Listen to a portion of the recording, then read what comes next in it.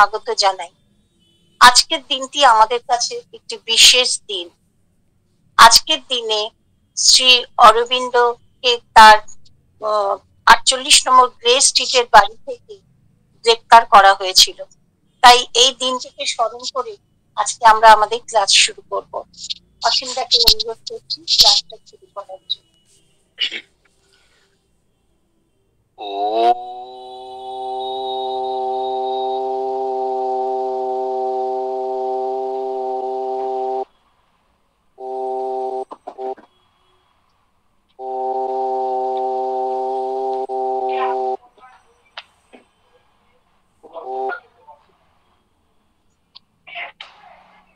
নমো ভগবতে শ্রী অরবিন্দ মেরা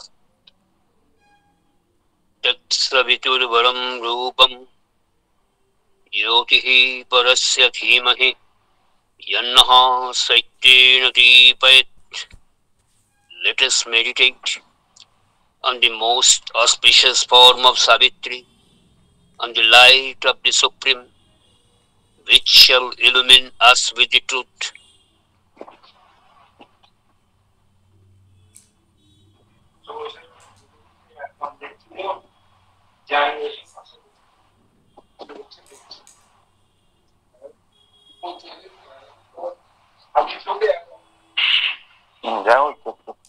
অপারেশন করে খালি যে কাগজ পড়েন।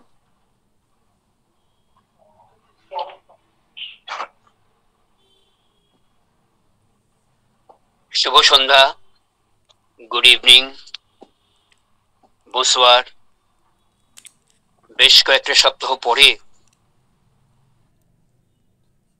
আপনাদের সঙ্গে মিলিত হলাম। আশা করি আপনারা সবাই ভালো আছেন। আপনারা জানেন যে আমি বেশ কয়েকটা ক্লাস করতে পারিনি। আমার কিছু পার্সোনাল অসুবিধা ছিল। পার্সোনাল অসুবিধার মধ্যে আমি পরপর কয়েকটা আমাকে ক্লাস নিতে হয়েছে। আজকে চন্দননগর, পরশু কোন্নগর, এইরকম বিভিন্ন জায়গায় যেতে হয়েছে। 24শে এপ্রিল আমার লাস্ট চন্দননগর ছিল, ওখানে করতে হয়েছে। যাই হোক, এছাড়াও আমার নিজস্ব ক্লাসগুলো ছিল। আমার গোল পার্কে আমার নিজস্ব পড়াশোনা, গ্রীষ্ম মিশন এইসব আছে। এছাড়া যেটা প্রবলেম ছিল, আমার মোবাইলটা, যে মোবাইলটা আগে করছিলাম সেটা হ্যাং হয়ে যাচ্ছিল। তো সেটাও একটা প্রবলেম, যে কিছুতেই, আপনারা তো নিজেরাই জানেন কতটা ফেস করেছেন আপনারা। তো যাই হোক, আজকে এই দিনটা আমরা বেছে নিয়েছি, আবার শুরু করছি ক্লাস। আজকের দিনটা বেছে নেওয়ার কারণটা হচ্ছে, দিদির কাছে শুনলেন যে আজকের দিনের একটা তাৎপর্য আছে। আমি মূলত সেই তাৎপর্যটার জন্যেই, মানে সেইটাকে সামনে রেখে, সাবিত্রী অবশ্যই করো, কিন্তু থাকবে সেটাই সামনে। আমরা অনেক অজানা তথ্য জানবো আজকে, অনেক অজানা কথা জানবো আজকে, আজকের দিনের তাৎপর্যের উপরে, যেটা ডিপেন্ডেবল। তো সেই জন্যে আমি চেষ্টা করব আজকে আমার সময়ের মধ্যে শেষ করতে।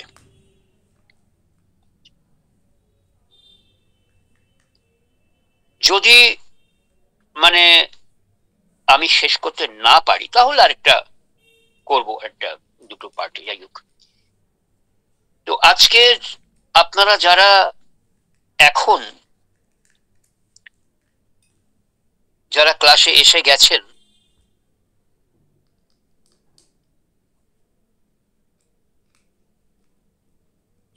যে আজকের দিনটা কি, যারা আসেননি, যারা জানেন না, তাদের জন্য আমি বলছি, আজকের দিনে শ্রী অরবিন্দকে তার 48 নম্বর গ্রে স্ট্রিট, এখন সেটা 102 নম্বর শ্রী অরবিন্দ সরণি হয়েছে,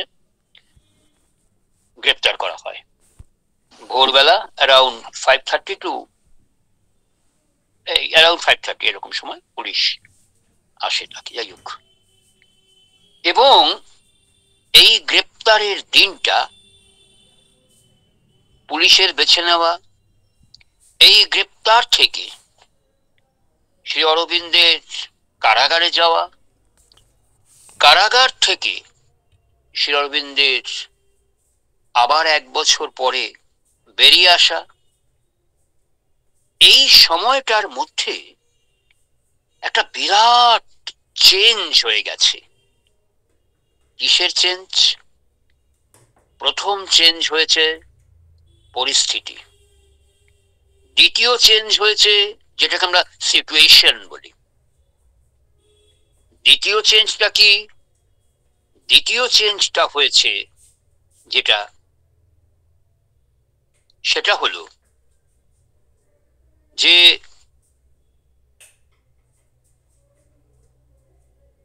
সারা ভারতবর্ষের বিপ্লবটা একটু অন্য খাতে বইতে শুরু করলো। যে খাতে চলছিল এবার একটু অন্য খাতে বইতে শুরু করলো বিপ্লব। বিপ্লবের রং, বিপ্লবের ধরন পুরোপুরি বদলে গেল। এটা একটা ভাইটাল। এবং শ্রী অরবিন্দকে আমরা নতুন ভাবে আবিষ্কার করলাম। শ্রী অরবিন্দ তার পুরো নাম, মা বলেছেন শ্রী ছাড়া অরবিন্দ হয় না। রামকৃষ্ণকে আমরা শ্রীরামকৃষ্ণ বলি, রামকৃষ্ণও বলি, তাতে অসুবিধা নেই। মা বলছেন শ্রী অরবিন্দকে বলতে গেলে শ্রী অরবিন্দ দিয়েই বলতে হবে, তার কারণ আছে। কিন্তু শ্রী অরবিন্দ শুধুই ঋষি হলেন না, আরো অনেক কিছু হলেন। এই একটা বছরে তার কারাগারে যাওয়া এবং আসার মধ্যে দিয়ে একটা বিরাট চেঞ্জ হলো। শুধু বিপ্লব নয়, শুধু পরিস্থিতি নয়, ভারতবর্ষটাতে একটা বিরাট চেঞ্জ হয়ে গেল। আমাদের শুধুই যে বিপ্লবের পরিস্থিতি চেঞ্জ হয়েছে তা নয়, আমাদের চেঞ্জ হওয়ার মধ্যে সবচেয়ে বড় যেটা হলো, আমাদের চিন্তাধারার মধ্যে যা ছিল পুরো বদলে গেল সেই চিন্তাধারাটা। এইবারে বলি যে কেন আমি আজকের দিনটায় বিশেষভাবে বেছেছি, বা যেটা লেখা আছে যে মানে আমাদের যে যাদবপুর শ্রী অরবিন্দ পাঠচক্র, সেই তাদের ইচ্ছা অনুযায়ী যে সাবিত্রীর সঙ্গে আজকের দিনের তাৎপর্য একটা সবাই শুনতে ইচ্ছা করে, আশা করে। আমিও চিন্তা করি যে সাবিত্রী নিয়ে, দেখুন আমরা তো কম বেশি ভাগ্যবান সবাই। এটা বলা যাবে না যে আমরা একেবারেই কিছু পাচ্ছি না বা পাইনি। এত কিছুর মধ্যে দিয়েও আমরা সাবিত্রী, যারা আমরা সাবিত্রী শুনি, সাবিত্রী আলোচনার মধ্যে থাকি, তারা হয়তো সেভাবে হয়তো অনেকেই দেখেন না। হয়তো ভাবেন, যারা অসীমকে চেনেন তারা ভাবেন যে অসীম বলছে, অসীমের কথাটা শুনি। যারা অসীমকে চেনেন না তারা শ্রী অরবিন্দের কোনো কথা শুনতে চান, সে whatever it may be, Asim, Ram, Shyam, Jadumati যেই হোক তারা। আরেকটা যারা আছেন তারা সাবিত্রী শ্রী অরবিন্দের লেখা, অতএব শুনি। খুব কমই, আমি যতটুকু জানি, খুব কমই আছে তারা জানেন এই সাবিত্রীটা এটা কি ধরনের মহাকাব্য। এই সাবিত্রী এই অন্তরের একেবারে ডিপ লেভেল থেকে উঠে আসা কিছু কথা, যেটা বহির্জগতে নেই, যে বহির্জগতে আমরা কিছু খুঁজে বেড়াই সেখানে নেই। এই সাবিত্রীর সমস্ত ভাষাগুলোই সাধনার ভাষা, এই সমস্ত ভাষাগুলোই উপর থেকে ডিসেন্ট করা, উপর থেকে নাবা। উপর থেকে নাবার যেহেতু সাধক একজন প্রকৃত সাধক, তার সাধনা হাজার হাজার বছর ধরে চলেছে বলে তাই তাকে দিয়ে এই সাবিত্রী লেখানো হয়েছে। আমরা জানি যে যখন নাকি রত্নাকর যখন বাল্মীকি হলেন, রত্নাকর যখন ডাকাত রত্নাকর ছিলেন, দস্যু রত্নাকর ছিলেন, তখন তিনি যা ছিলেন তার থেকে তিনি যখন সাধক হলেন, তার সাধনা যখন চলল দিনের পর দিন, বছরের পর বছর, যুগের পর যুগ ধরে, বলা হয় 56,000 বছর তার সাধনা ছিল। তারপর সেই সাধনার পরে তিনি প্রথম সাধনার স্থল থেকে তার সেখানে তিনি যখন নাকি রত্নাকর থেকে বাল্মীকিতে পরিণত হলেন, পরিণত হওয়ার সাথে সাথে তার মুখ দিয়ে যে বাক্য বেরিয়ে এলো সেটা হলো সাধনার বাক্য। সেই সাধনার বাক্য শুনে ঋষি ভরদ্বাজ মুনি তিনি অবাক হয়ে বলেছিলেন, এ বাক্য তোমার নয়, এ বাক্য উপর থেকে ডিসেন্ড করা হয়েছে, তোমার উপরে দেওয়া হয়েছে। এই যে বাক্যে তুমি শ্লোকে তুমি যেটা অভিশাপ, সেটা আর অভিশাপ হলো না, শ্লোক হলো। এই শ্লোকে, যে শ্লোকে তুমি ওই ক্রঞ্চ মিথুনকে বধ করা ওই ব্যাধকে অভিশাপ দিলে, এখন তো অভিশাপ নয়, এখনটা বিখ্যাত স্তোত্র হলো, পৃথিবী বিখ্যাত স্তোত্র তিনি উচ্চারণ করলেন তার সাধন পথে। প্রথমে সাধনার প্রথমেই তিনি এইটা দিয়ে তার শুরু করলেন, বললেন তুমি লেখো রামের কাহিনী, তোমার এই শ্লোকে রামের কাহিনী লিখতে বললেন, এবং তারপরে ইত্যাদি। এটা সাধনা। শ্রী অরবিন্দের সাধনায় কত বছর, কত হাজার বছর আমরা জানি না, কিন্তু আমরা জানি মা বলেছেন এক এক জন্মে শ্রী অরবিন্দ এক একটা দেহ গ্রহণ করেছেন। একেবারে শেষতম জায়গায় এসে আমরা যখন পেয়েছি 1872 সালের 15ই অগস্টে শ্রী অরবিন্দ একেবারে টোটালি ডিফারেন্ট। কাকে পেয়েছি আমরা? যিনি তার 11 বছর বয়স অবধি যিনি জানতেন না যে তিনি ভারতীয়, তিনি জানতেন তিনি ইংল্যান্ডেরই মানুষ।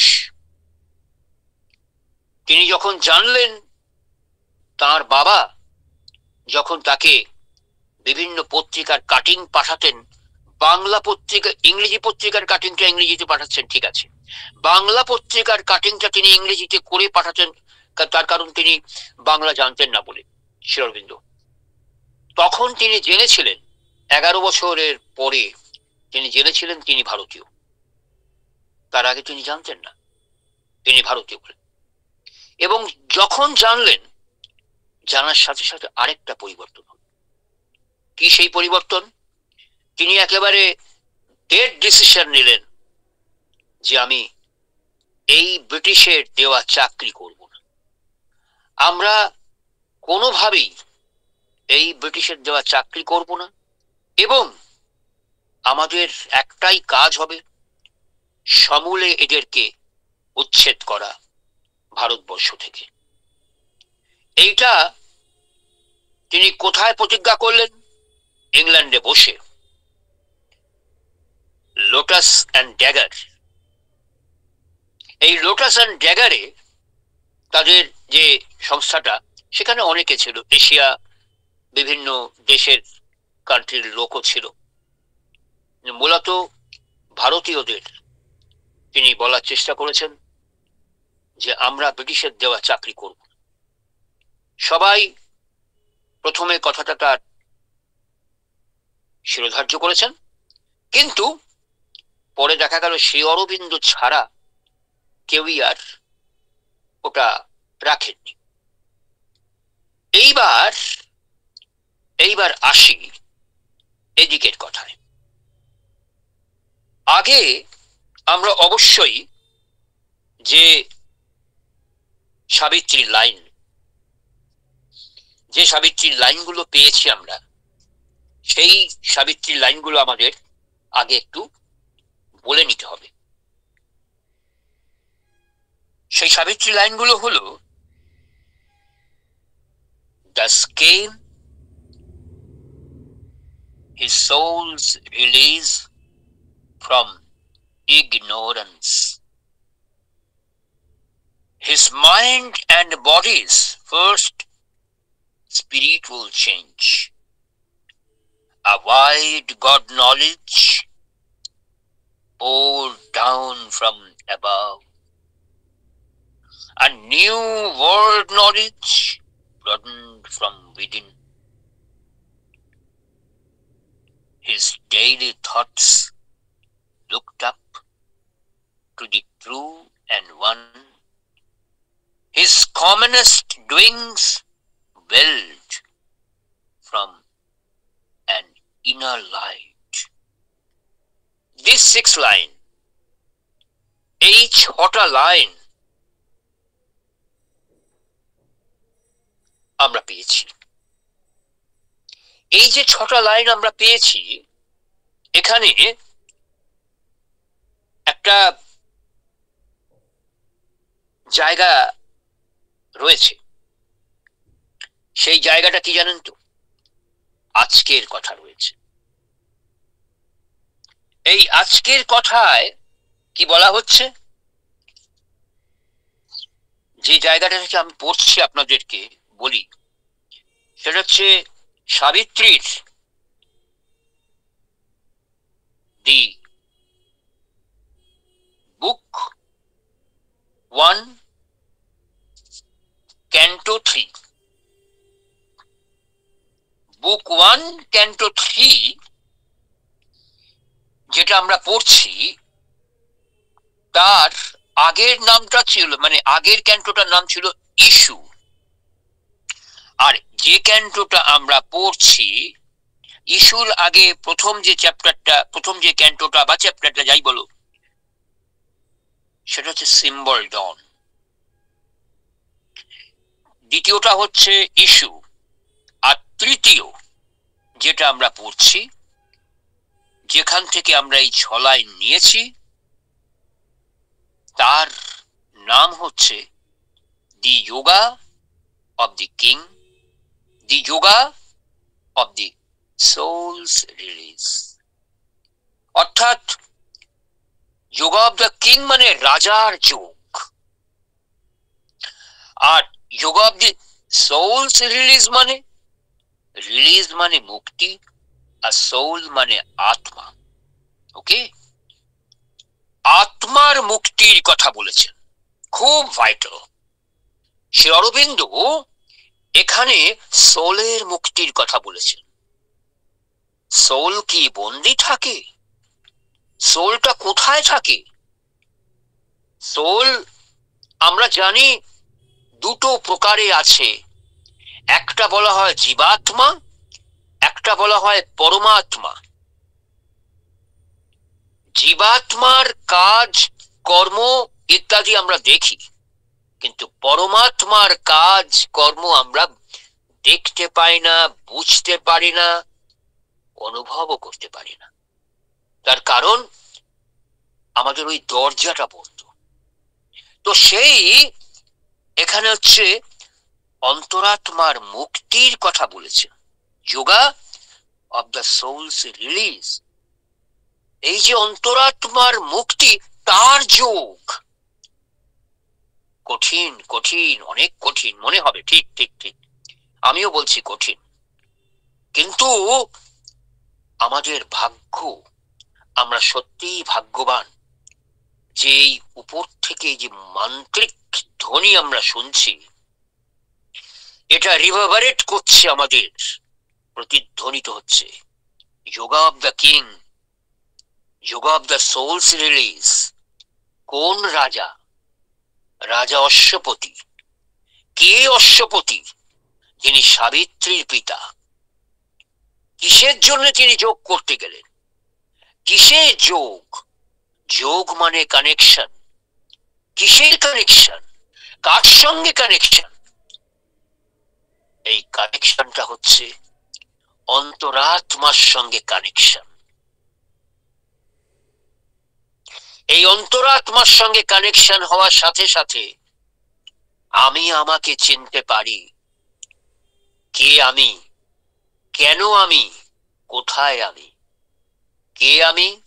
কেন আমি? কোথায় আমি? এই অন্তরাত্মার সঙ্গে যখন কানেকশন হয়, যোগ মানে কানেকশন, তো সেখানে এই অন্তরাত্মার যে মুক্তির যোগের কথা বলা হচ্ছে, সেই চ্যাপ্টারটায়, সেই ক্যান্টোটার একেবারে শেষের দিকে, যেখানে অনেক লাইন আছে, 824 লাইন আছে এখানে এই চ্যাপ্টারে। 824 লাইনের মধ্যে 6টা লাইন নিয়ে আমরা বসেছি, যে 6টা লাইনে বলা হচ্ছে thus came his soul's release from ignorance। আমাদের দেখতে হবে, বলছে ইগনোরেন্স থেকে, অর্থাৎ অজ্ঞান থেকে মুক্তি পেল তার অন্তরাত্মা, সোল। তার মানে ওই অন্তরাত্মা ইগনোরেন্সের মধ্যে ছিল। ঠিক এইটাই বললাম, যে জন্যে বাল্মীকি তখন রত্নাকর ছিল। যেই নাকি ইগনোরেন্স থেকে বেরিয়ে এলো, অজ্ঞান হতে মুক্তি পেল। Thus came his soul's release from ignorance।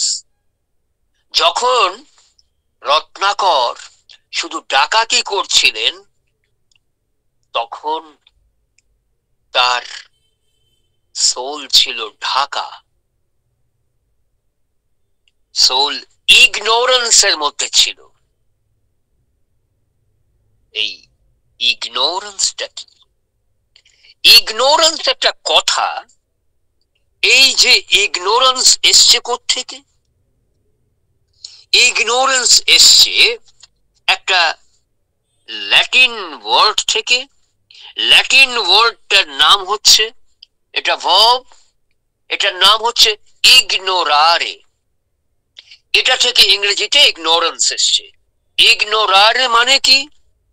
ইগনোরারে মানে হচ্ছে নট টু নো, অর্থাৎ জানা নেই।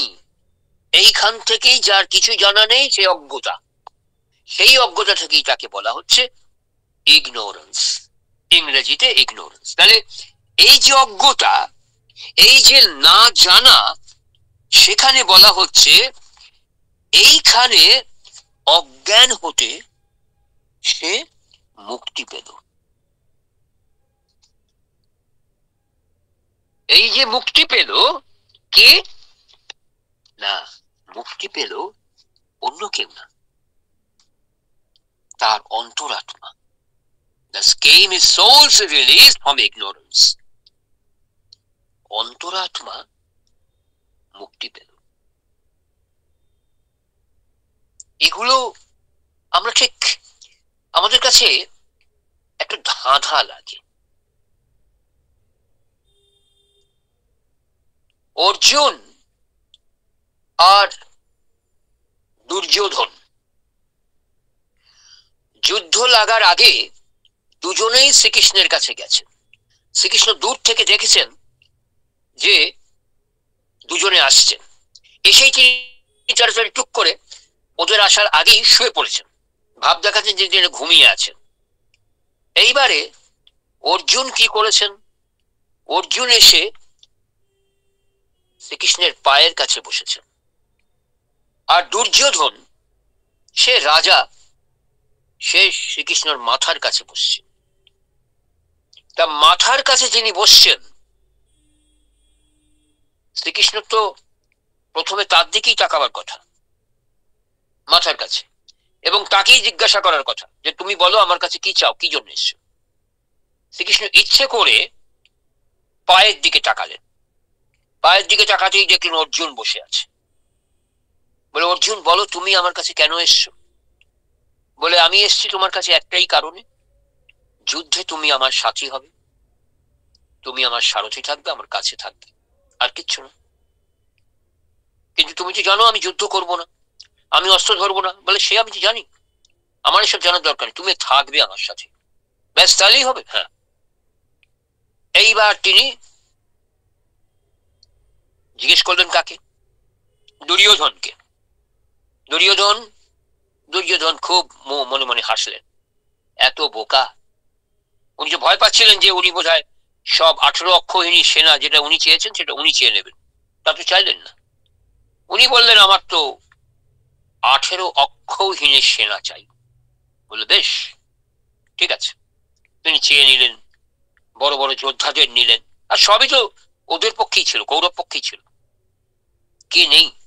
ভীষ্ম, দ্রোণ, কৃপাচার্য, কৃতবর্মা, অশ্বত্থমা, সবাই সবাই সবাই, অল অল অল অল। পাণ্ডবদের পক্ষে কি ছিল? পাণ্ডবদের পক্ষে ছিল শ্রীকৃষ্ণ, আর ছিল ধর্ম। ওদের পক্ষে ছিল সব বীর আর অধর্ম।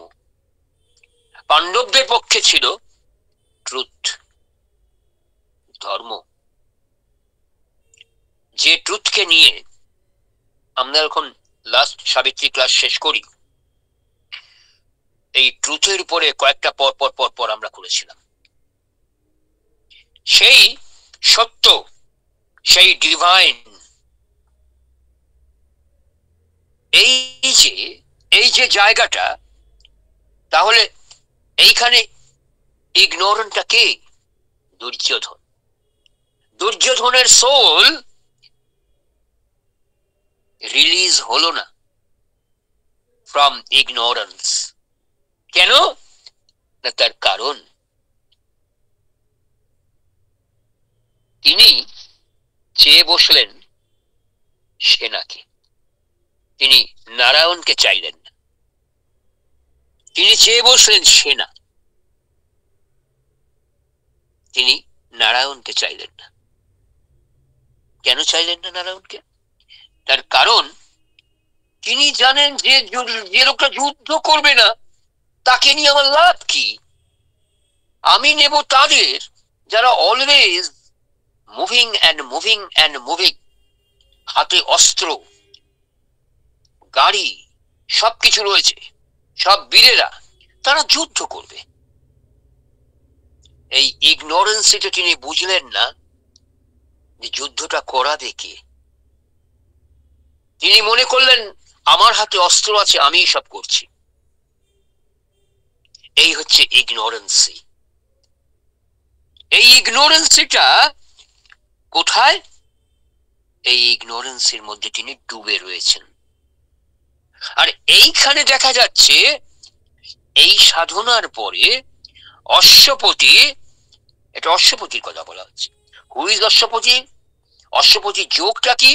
যেটা শ্রী অরবিন্দের যোগ, সেটাই বলা হয় এই সাবিত্রীতে অশ্বপতির যোগ।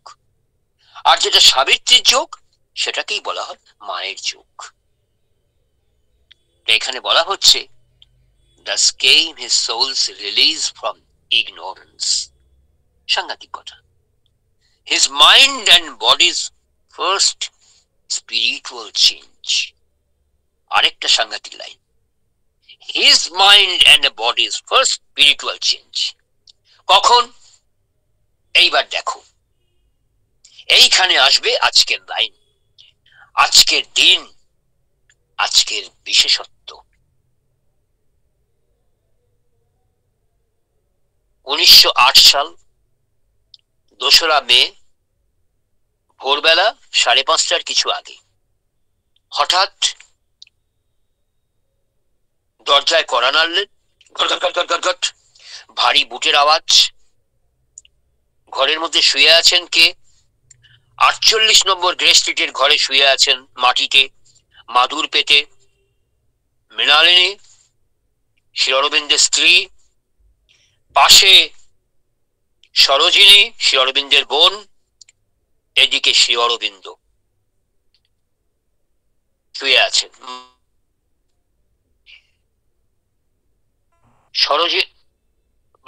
মৃণালিনীর ঘুম ভেঙে গেছে, ওই রকম ঘট ঘট ঘট ঘট করে কড়া নাড়ায়। তিনি তাড়াতাড়ি ঝরমর করে উঠে দরজা খুলে দিয়েছেন।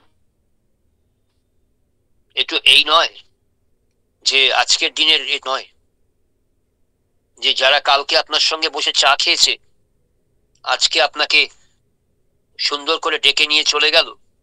মুর্শিদাবাদের যেটা ঘটনা ঘটেছে, বাবাকে আর ছেলেকে কুপিয়ে দিল। তারাই যারা সে থাকে, যারা রোজ ভদ্রমহিলা বলছেন যার ছেলে এবং স্বামীকে খুন করা হয়েছে, বলছেন যারা গতকালও আমার স্বামীর সঙ্গে বসে একসঙ্গে চা খেয়েছে, পাশে থাকে, তারাই মারল। তো এটা তো তখনকার দিন না, তখন তো এখনকার দিন না। কেউ জানেও না যে ভোরবেলায় হোক আর রাত্রিবেলায় হোক এরকম কোনো ঘটনা হয়। তাই মৃণালিনী উঠে দরজা খুলেছেন।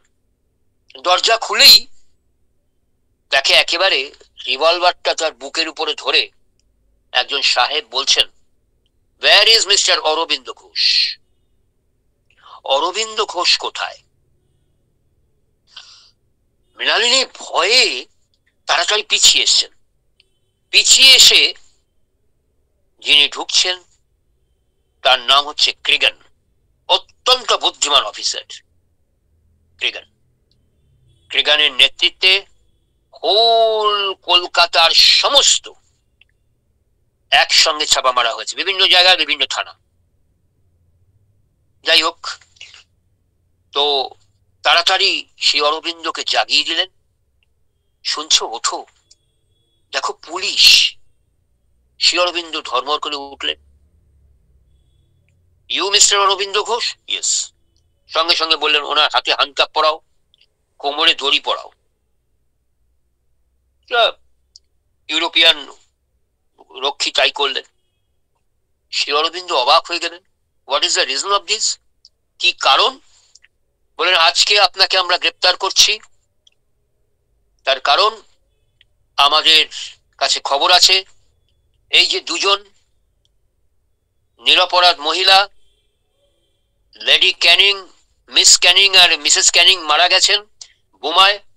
যে বোমাটি মারা হয়েছে ক্ষুদিরাম এবং প্রফুল্ল চাকির দ্বারা। একজনকে আমরা গ্রেপ্তার করতে পেরেছি, আরেকজন তিনি সুইসাইড করেছেন নিজের রিভলভারে। প্রফুল্ল চাকি, ক্ষুদিরাম বোসকে আমরা গ্রেপ্তার করতে পেরেছি এবং আমরা জানি এর আসল মধ্যমণি আপনি, তাই আপনাকে আমরা গ্রেপ্তার করছি। শ্রী অরবিন্দ তো অবাক হয়ে গেলেন। তখন নিয়ম ছিল যাকে গ্রেপ্তার করা হয় তাকে দিয়ে সই করানো হয়, যে কি কারণ, এইসব নিয়মগুলো ছিল তখন। যাই হোক, শ্রী অরবিন্দকে বললে আপনি কাইন্ডলি এখানে একটু সই করে দিন। সই করলেন। একটা কথা বললেন, আপনি না আমাদের ইংল্যান্ড থেকে ট্রাইপাস পাস করে এসছেন, আইসিএস করেছেন, আপনার মতন এরকম একজন জ্ঞানী লোক এরকম মাটিতে শুয়ে আছেন, আপনার লজ্জা করে না? বললেন না, আমার দেশের, শ্রী অরবিন্দ বললেন আমার দেশের 80% লোক এইভাবে থাকে, তাই আমি তো এটাই আমার স্বাভাবিক। বলে ও তাহলে বিপ্লব করতে গেছিলেন কেন? বড়লোক হবার জন্য? শ্রী অরবিন্দ তার লেখায় বলছেন, কারা কাহিনীতে, বাংলা লেখা শ্রী অরবিন্দের, আপনারা যারা কারাকাহিনী পড়েছেন তারা তো জানেন, যারা কারাকাহিনী পড়েননি তারা না পড়লে বুঝতে পারবেন না শ্রী অরবিন্দের বাংলা না জানা। শ্রী অরবিন্দ কি অসাধারণ বাংলা লিখেছেন ওই কারাকাহিনীটা। বলছেন যে তিনি লিখছেন যে ইহাকে বুঝিলাম যে ইহার সঙ্গে কথা বলা অত্যন্ত অর্বাচীনের কাজ হইবে, অতএব বিরত রহিলাম। সেরকম বলছেন যে এর সঙ্গে কথা বলা অর্বাচীনের কাজ। এইবার যেটা আমরা বলতে গিয়ে এটা বললাম যে এইটার ঘটনার পেছনে কি হলো। পেছনে যদি আমরা দেখি, এই 48 নম্বর গ্রে স্ট্রিটে শ্রী অরবিন্দ এলেন কেন? এলেন তার কতগুলো সাটল রিজন, সূক্ষ্ম কারণ রয়েছে। সূক্ষ্ম কারণ কি? শ্রী অরবিন্দের ভাই, নিজের ভাই বারিন ঘোষ, একদম ঠিক। এবং বারিনী এই বিপ্লবের মন্ত্রে সবাইকে দীক্ষিত করা, বারিন দিন দিন দিন দিন এমন একটা জায়গায় চলে যাচ্ছিলেন, শ্রী অরবিন্দ বুঝতে পারছিলেন যে বারিন আর নিজের মধ্যে নেই, ও একটা ইভিল ফোর্সের দ্বারা যেন আক্রান্ত হচ্ছে। শ্রী অরবিন্দ লিখেছেন এটা, যে যখন নাকি বারিন যাকেই নিয়ে আসছেন তার মানিকতলার ওইখানে মুরারি পুকুরের যে বাগান বাড়ি, শ্রী অরবিন্দের মামা বাড়ির সম্পত্তি ওটা, সেখানে নিয়ে এসে এক হাতে তলোয়ার সোর্ড আর আরেক হাতে গীতা নিয়ে শপথ করাচ্ছেন যে বলো, হয় আমরা মারবো নয় মরবো। অনেকটা এই যে এখন আমরা যেসব জঙ্গি দেখি যে তাদের একটাই কাজ বিধর্মীদের হত্যা করো, বল না, তাহলে আমরা জান্নাতে যাব, তাহলে আমরা স্বর্গে যাব। ঠিক অনেকটা যেন শ্রী অরবিন্দ যখন দেখলেন অবিনাশ ভট্টাচার্য খুব ভালো ছেলে, তাকে ধীরে ধীরে ধীরে ধীরে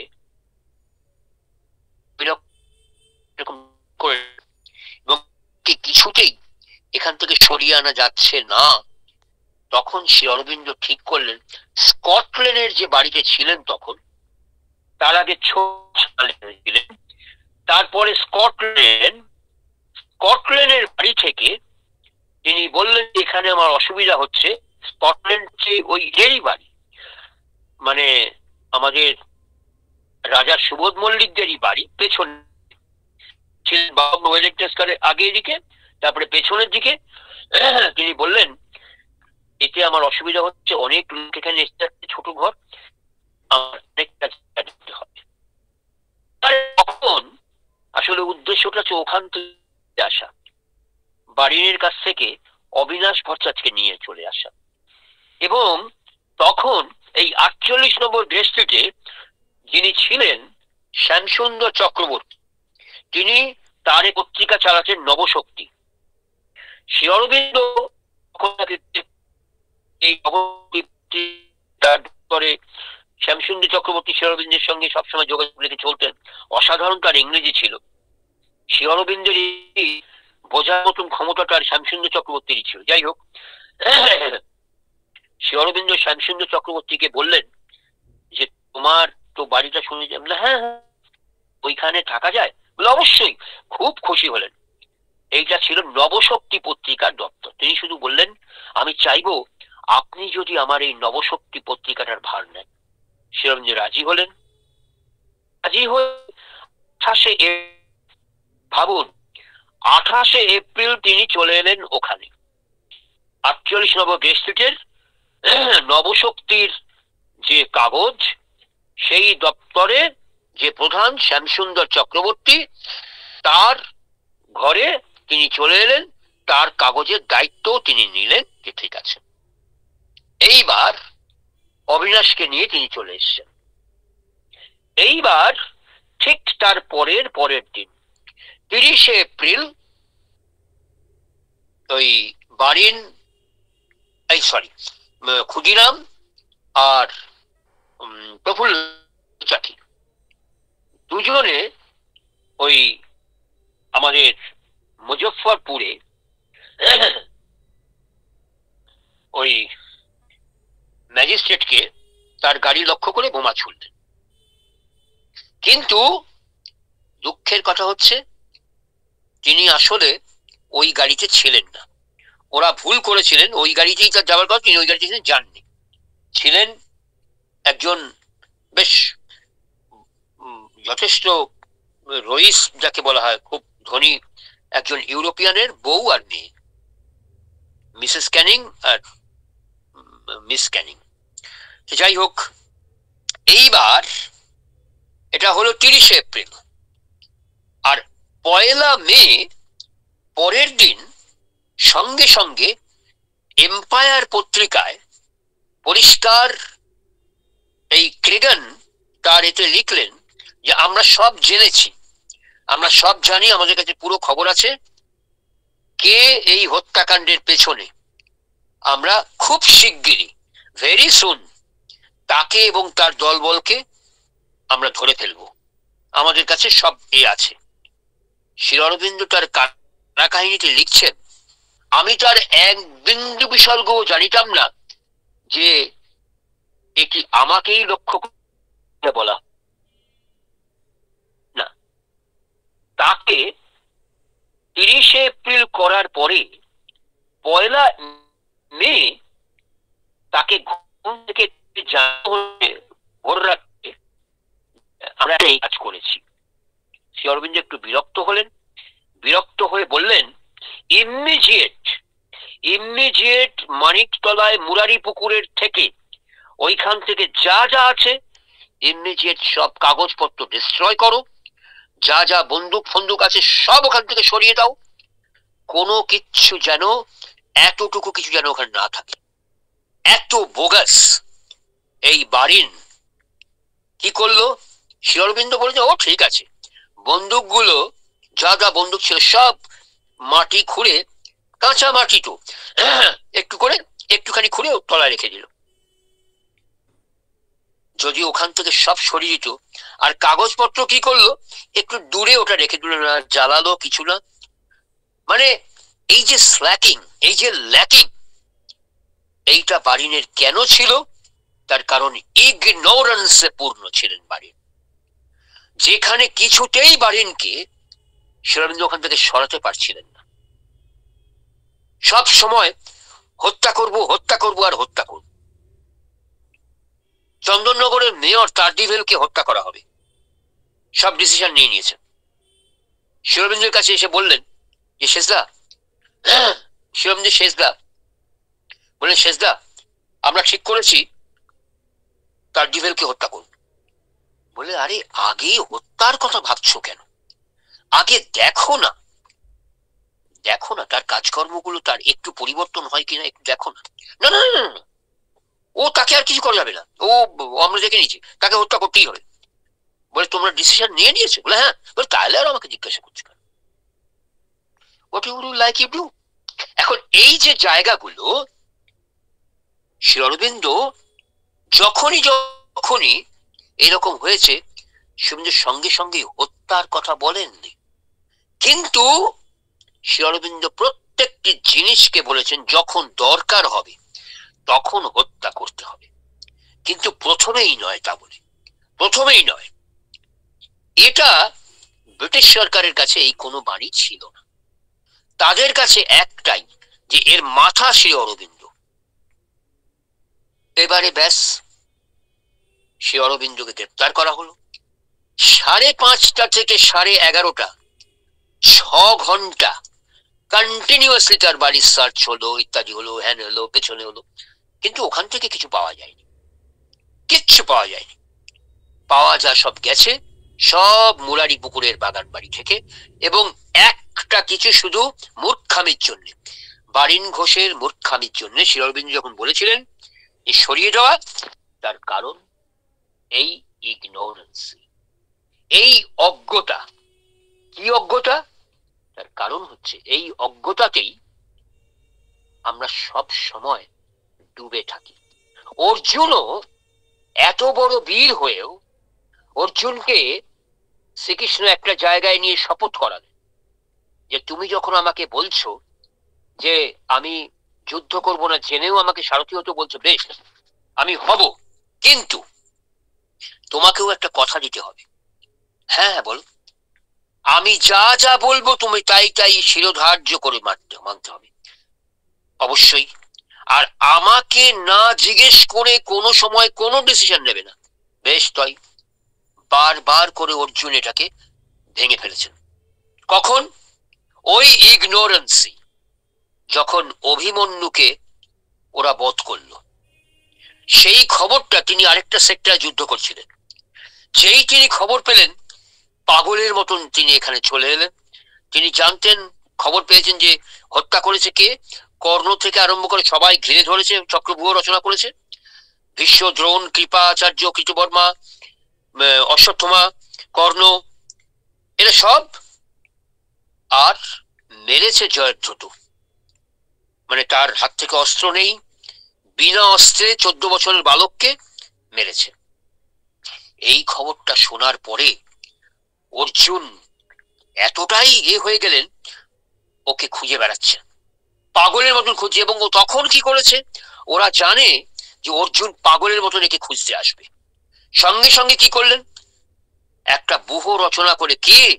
ভীষ্ম, যার ইচ্ছা মৃত্যু, দ্রোণাচার্য, শিক্ষাগুরু, অস্ত্র শিক্ষা যাদের কাছে, কৌরব এবং পাণ্ডব সবার কাছে, এদের মতন বীরেরা যখন ঘিরে রয়েছে, তুমি তাকে প্রতিজ্ঞা করছো যে আমি সন্ধ্যাবেলার মধ্যে, সূর্য ডোবার মধ্যে যদি আমি না মারতে পারি, আমি নিজে অগ্নিতে আত্মাহুতি দেব। শ্রীকৃষ্ণ শুনে ওই একই কথা বললেন, তুমি না আমাকে কথা দিয়েছিলে। তুমি সেই ইগনোরেন্সি, ওই ইগনোরেন্সিতে তিনি জানতেনই না। তিনি বলছেন আসলে আমার ছেলে। শ্রীকৃষ্ণ করলে কি বললেন, বললেন আমার ছেলে। আবার জিজ্ঞেস করলেন কি বললেন, না আমার ছেলে। তারপরে তিনি চুপ হয়ে গেছেন। এরপরে আর আমার ছেলে বলেননি, বললেন তুমি আমাকে কথা দিয়েছিলে, তারপরে ডিসিশন নিলে। আবার দেখুন, আবার যখন দেখা গেল সন্ধ্যা হয়েছে, সূর্য ডুবে গেছে, এইবার অর্জুনকে সবাই বলল তুমি তো বলেছিলে আত্মহত্যা করবে, সূর্য তো ডুবতে চলেছে, এবারে তো তুমি পাওনি, তাহলে তোমাকে আত্মহত্যা করতে হবে। মহিলাদের কান্নার রোল উঠে গেল যে অর্জুন আত্মাহুতি দেবে। কৌরব পক্ষ, পাণ্ডব পক্ষ সবই মহিলা কান্নাকাটি আরম্ভ করেছেন। কিন্তু যখন নাকি সব ঠিকঠাক হয়েছে, ওরা আনন্দ করে জয়দ্রথকে নিয়ে, জয়দ্রথ এসো, অর্জুন তোমাকে মারার জন্য প্রতিজ্ঞা করেছে, কেন অর্জুনের মৃত্যুটা তুমি দেখো।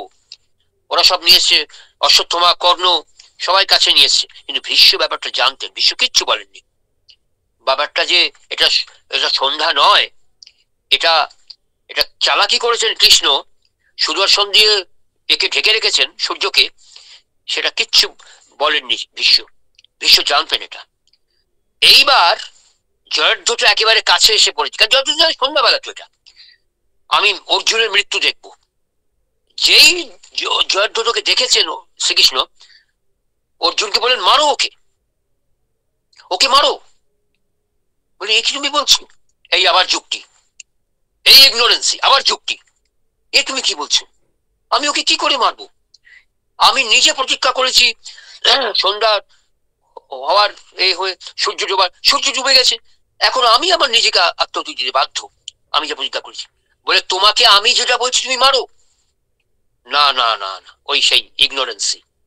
তিনি তার জায়গাটা দেখছেন, তিনি কথা দিয়েছিলেন তুমি যা বলবে আমি তাই করব।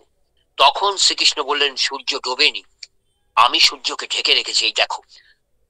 এবারে সুদর্শনটা সরিয়ে নিলেন, আবার আলো বেরিয়ে গেল। এইবার তখন জয়দ্রথ ছুটেছে। এবার সঙ্গে সঙ্গে শ্রীকৃষ্ণ বললেন অর্জুন ওকে এমন ভাবে মারো যাতে ওর মাথাটা গিয়ে ওর বাবা যেখানে তপস্যা করছে তার কোলে পড়ে, তা না হলে রাস্তায় মানে মাঝে পড়লে কিন্তু ওইখান থেকে আবার একটা জয়দ্রথ জন্ম হবে। তা অর্জুন তাই করেছিলেন।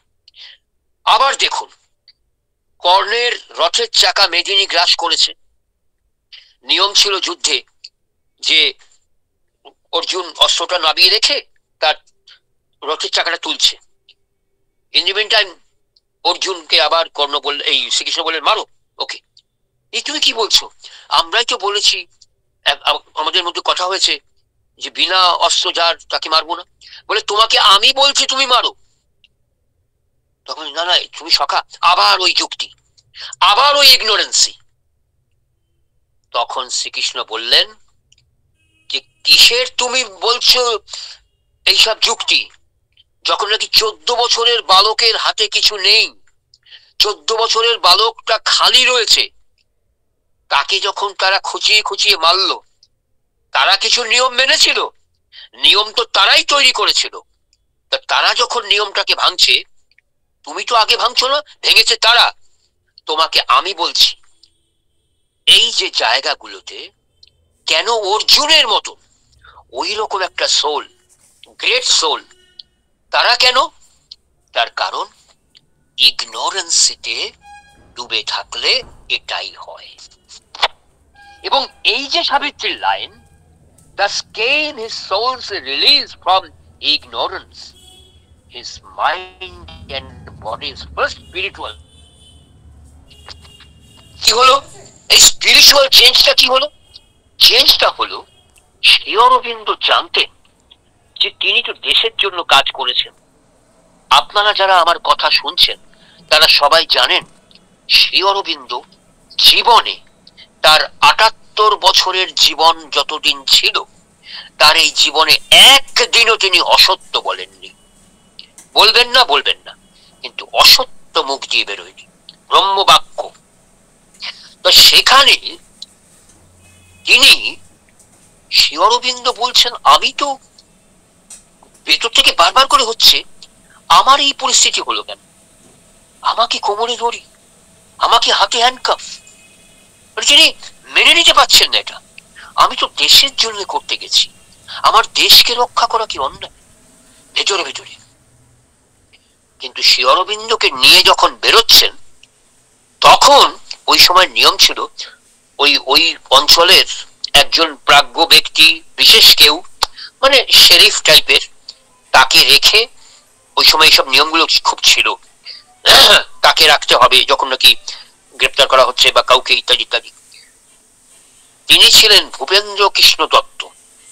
তিনি বললেন যে দেখুন, আপনাদের একটা কথা বলি, এই এখন যখন আমরা বেরোবো, এখন কিন্তু রোদ্দুর উঠে গেছে, গাড়ি ঘোড়া চলছে, যথেষ্ট লোক চলাচল আরম্ভ হয়ে গেছে। এইবারে আপনারা শ্রী অরবিন্দকে কোমরে দড়ি আর হাতে হ্যান্ডকাপ লোকে দেখলে এখান থেকে আপনারা কেউ বেঁচে ফিরতে পারবেন না। শ্রী অরবিন্দ শিগগিরই, তখন তাড়াতাড়ি ক্রেগান বলল ওনার কোমরের দড়ি আর হাতে হ্যান্ডকাপ খুলে দাও। তিনি গাড়িতে গিয়ে বসলেন।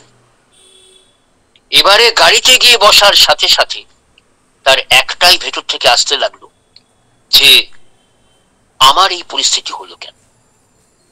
লালবাজারের হাজতে নিয়ে গেলেন। লালবাজারের লকআপে গিয়ে কমিশনার হ্যালিডে এসে বসলেন তার সামনে, এক কাপ চা আর দুটো বিস্কুট দিয়ে, sir, mister Ghosh, take it. বলে আপনার সঙ্গে একটা কথা বলি একটু। শ্রী অরবিন্দ তাকালেন, বললেন মিস্টার ঘোষ, আপনার যা মেরিট, আপনি যে ধরনের বিদ্বান ব্যক্তি, আপনার এই মেরিট নিয়ে আমরাও গর্ব করি। আমাদের দেশে আপনি আগুন ছড়িয়ে এসেছেন, আমরাও সে জায়গায় নেই। আর সেখানে আপনার মতন একজন জ্ঞানী ব্যক্তি, আপনি কি ব্যক্তি হত্যায় বিশ্বাসী করেন? নো, অ্যাবসলিউটলি নট, একদম না। তাহলে এই যে দুজনকে, নিরপরাধ দুজন নারীকে মারা হলো, শ্রী অরবিন্দ পরিষ্কার বললেন আমি এটা সম্বন্ধে কিচ্ছু জানতাম না। সত্যি, তিনি আর কিছু বললেন না হ্যালিডে। কিন্তু কন্টিনিউয়াসলি শ্রী অরবিন্দের কাছে একটাই, যে আমার এই পরিস্থিতি হলো কেন।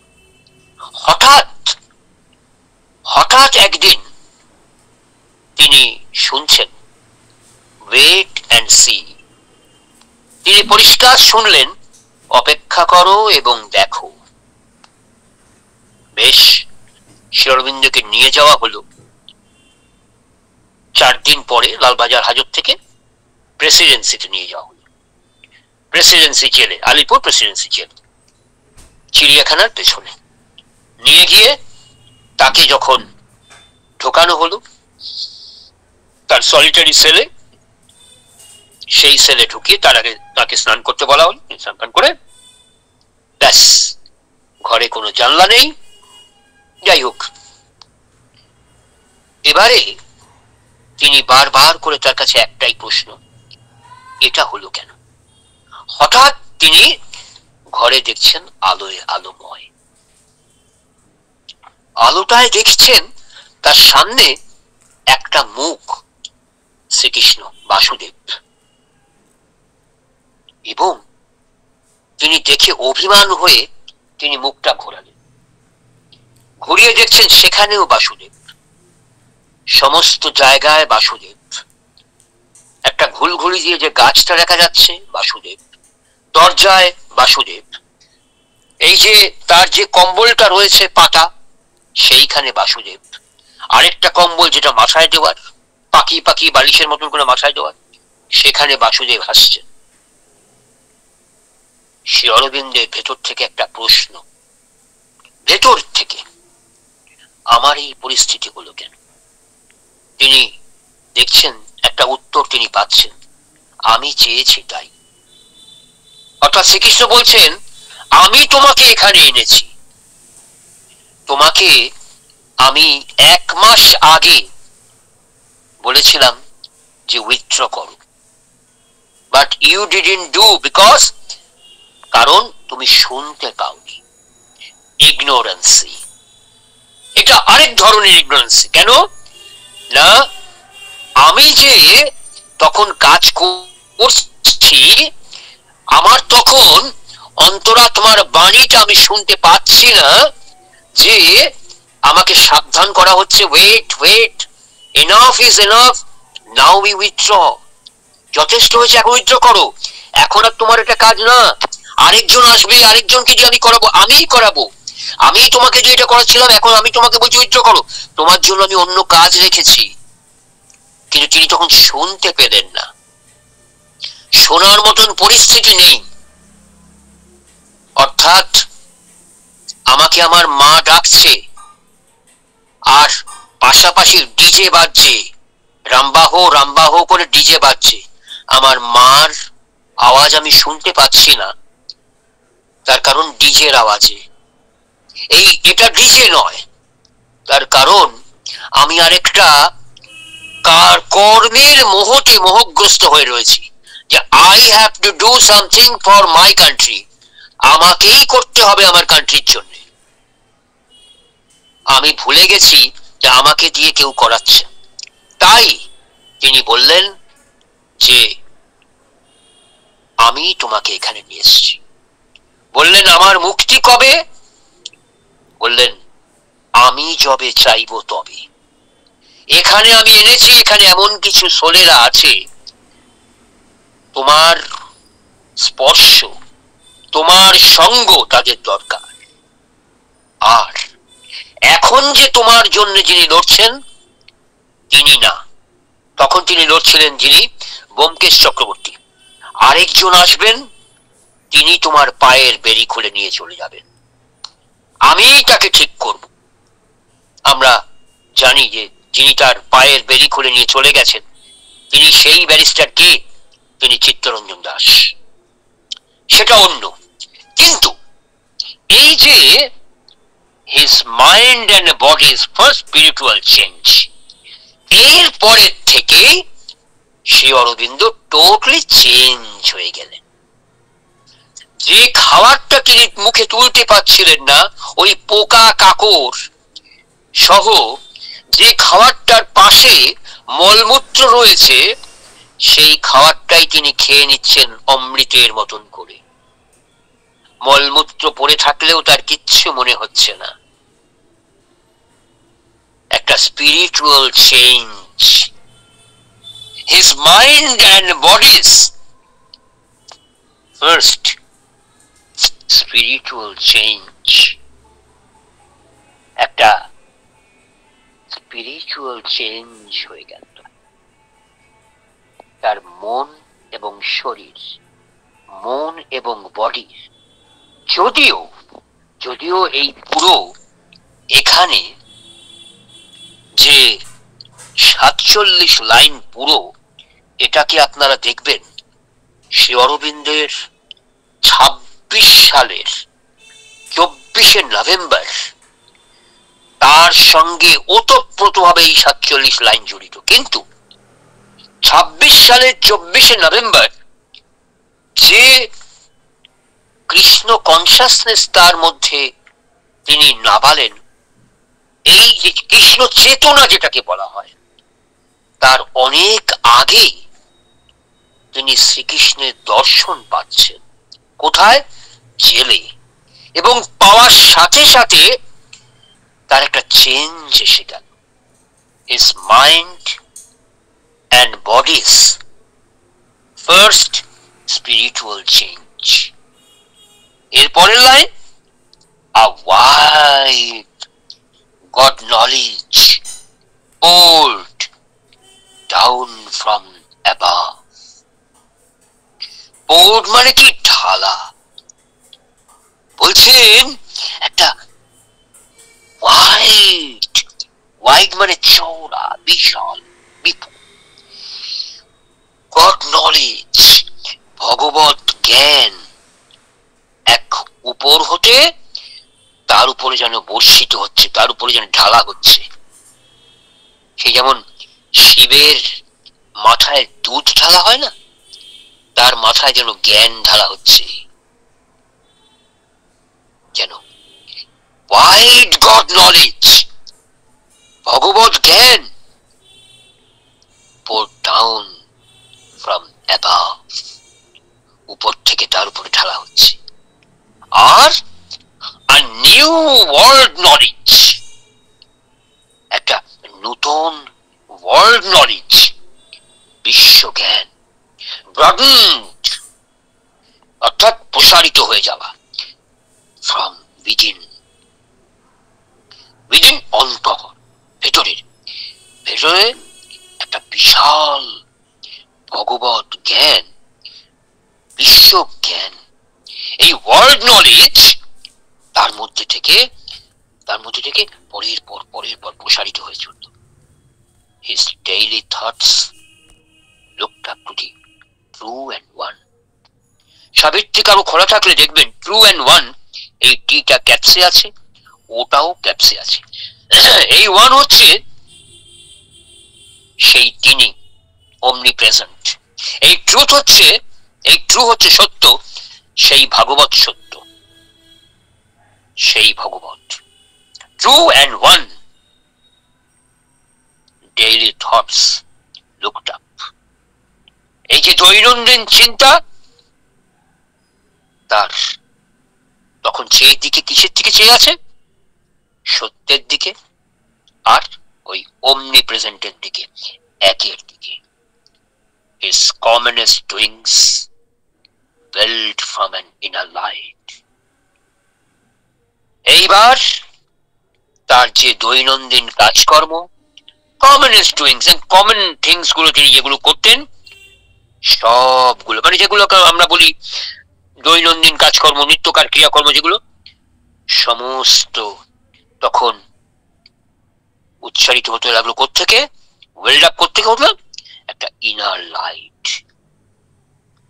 এই লাইটটা এল ক্যাপস, অর্থাৎ অন্তর লাইট। এই অন্তরের লাইট, যে কথা রবীন্দ্রনাথ বলেছিলেন, ওনাকে দেখেই বুঝলুম, পন্ডিচেরিতে ওনাকে দেখে এসে, যে তিনি ওনার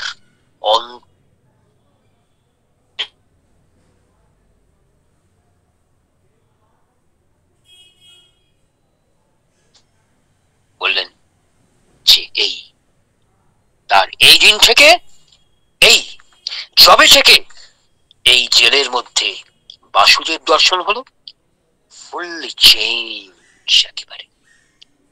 দৈনন্দিন কাজকর্ম সব তিনি বলে দিচ্ছেন। নিবেদিতা বলছেন, আমরা খবর পাচ্ছি তেনার মুক্তির পরে আবার, তখন থেকে এই জেল থেকে বেরোবার পরে আর তিনি নিজে কিছু ডিসিশন নিচ্ছেন না, সব তাকে বলা হয় তিনি করেন। সব তিনি একটা নির্দেশ অনুযায়ী, চন্দননগরে যাওয়া নির্দেশ, চন্দননগরে থেকে পন্ডিচেরি যাওয়া নির্দেশ, সব নির্দেশ। নির্দেশ ছাড়া তিনি কিচ্ছু করেন না।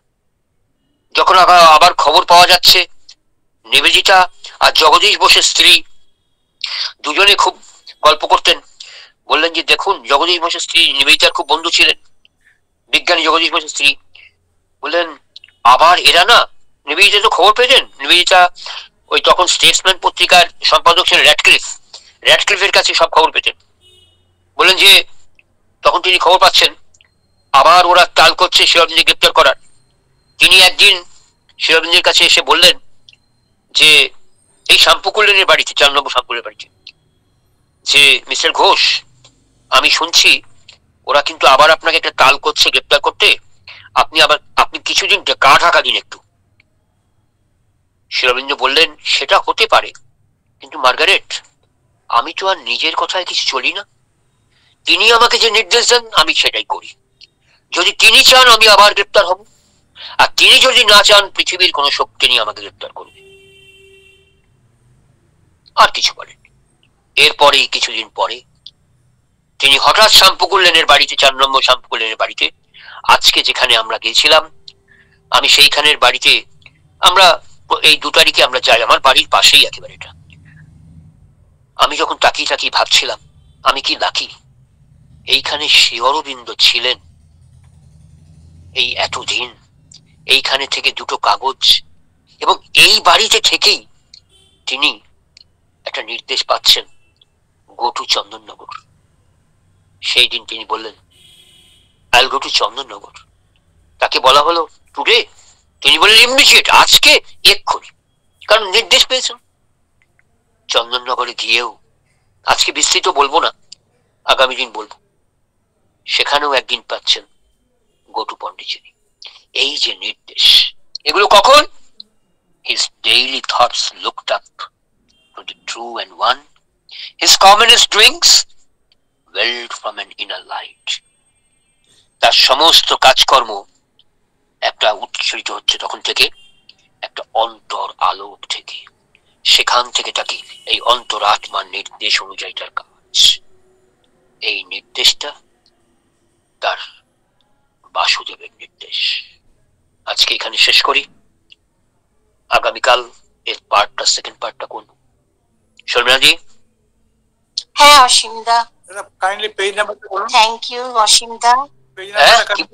পেজ পেজ নাম্বার হচ্ছে 44, পেজ 44, 44।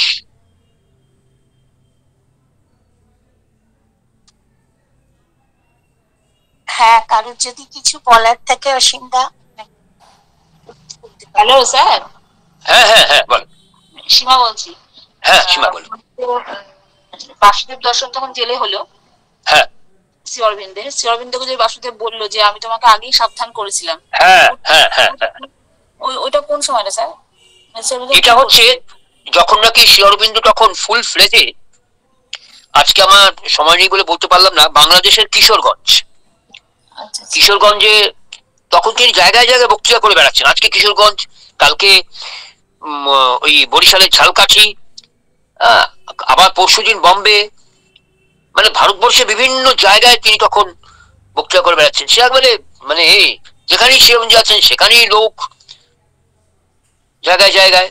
ওই রকম একটা সময়ে শ্রী অরবিন্দকে শ্রীকৃষ্ণ বলছেন যে তোমাকে আমি ওই সময়ই বলেছিলাম যে নাও ইউ উইথড্র, কিন্তু ওই সময়টায় এইটাই হচ্ছে আমি তোমাদের বোঝাচ্ছিলাম যে এক ধরনের ইগনোরেন্স এটা, কিন্তু যে ধরনের ইগনোরেন্স আমাদের সাধারণ সেটা তো নয়, ওটাও একটা ইগনোরেন্সই বটে। অর্থাৎ আমি শুনতে পাচ্ছি না, আমার আরেকটা ঢাকা পড়ে আছে, আমি কর্মের যে মোহ গীতায় আছে, কর্মটা তুমি করবে কিন্তু কর্মের ফলটা কিন্তু তুমি আশা করবে না, ওটা তুমি ছেড়ে দাও। You just do my work, you are the instrument, nothing but it. Okay,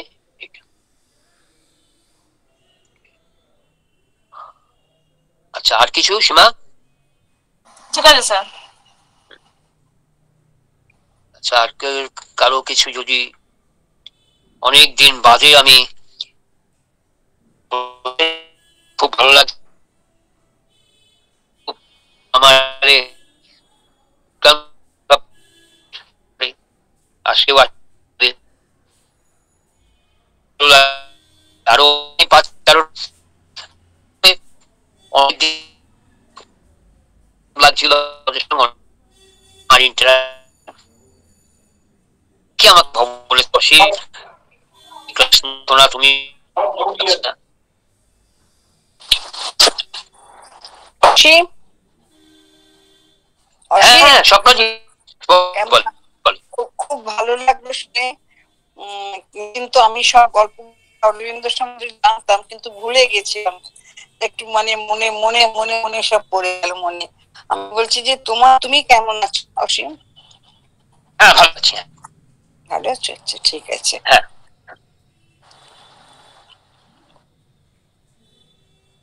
আচ্ছা, আপনাদের আর কারো যদি কোনো কথা থাকে, না থাকে আমি আজকে বন্ধ করব।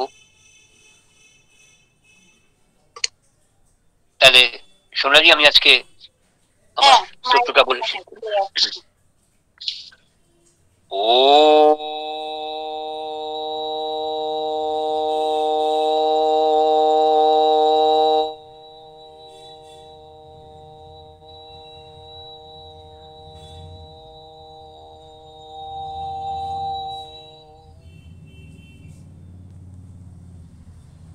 নমো মাত্রে